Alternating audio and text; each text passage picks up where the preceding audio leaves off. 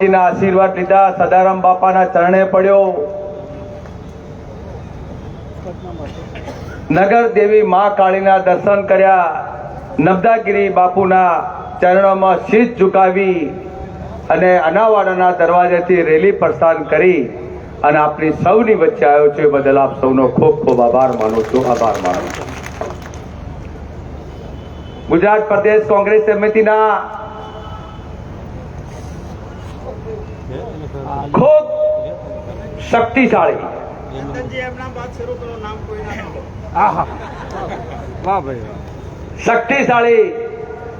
માન્ય આપણા સૌના લાડીલા પ્રમુખ સાહેબ શક્તિભાઈ અને જગદીશભાઈ, આ બેનું નામ લઈએ આપણે, અને સૌ સન્માન્ય મંચ, હું આપણે એક વિનંતી કરવા માટે ઉભો થયો છું.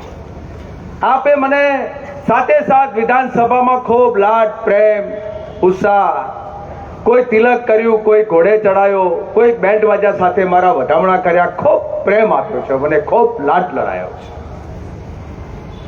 મેં કલ્પના નથી કરી કે હું પાટણની લોકસભા લડું, પણ 2017 થી 22 હું ધારાસભ્ય તરીકે ચૂંટાયો.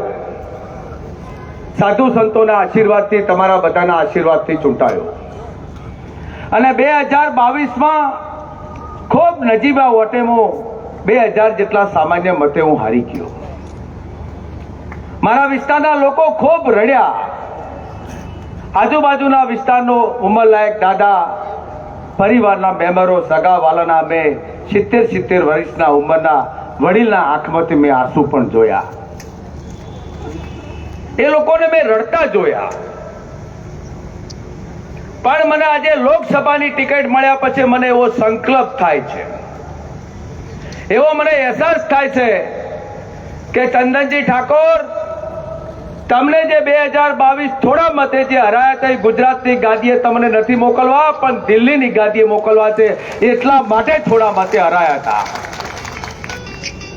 આપ સૌનો ખૂબ આશીર્વાદ અને પ્રેમ મળી રહ્યો છે. મારી જીત એ તમારી જીત હશે, મારી જીત એ તમારી જીત હશે. આપ જાહેર મંચ ઉપરથી આપ સૌને આહવાન કરું છું. બીજું, હું આપની વચ્ચે વચને બંધાવું છું કે તમે મને એમપી બનાવીને દિલ્હી જ્યારે મોકલશો ત્યારે તમારે મને પાટણ ઓઢવા માટે નહીં આવવું પડે. તમારા સાથે સાથ વિધાનસભામાં મારા કાર્યાલય હશે, અને સાથે સાથ કાર્યાલયમાં આપ બધા ત્યાંથી જ જે નાના મોટા કામો કરવાના છે તે કરશું. બીજું, આપની સૌની વચ્ચે મંચસ્વ સૌ આગેવાનો બેઠા છે. મારી પણ એક જાહેરાત છે.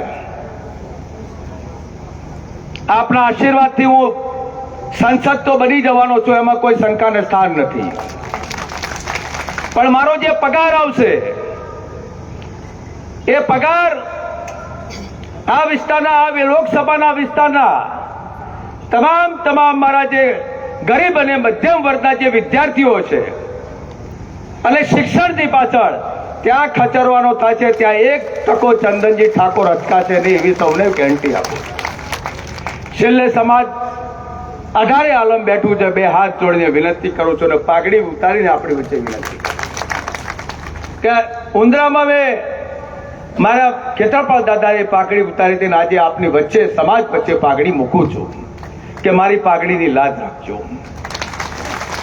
હું તમારું ક્યાંય ખોટું નહીં થવા દઉં, તમારું ક્યાંય અન્યાય નહીં થવા દઉં.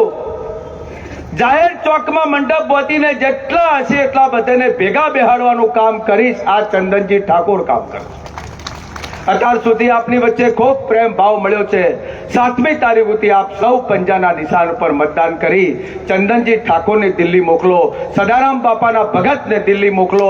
એક શુભકામનાઓ સાથે આપ સૌનો આભાર. જય ભારત, જય હિન્દ. આભાર ચંદનભાઈનો.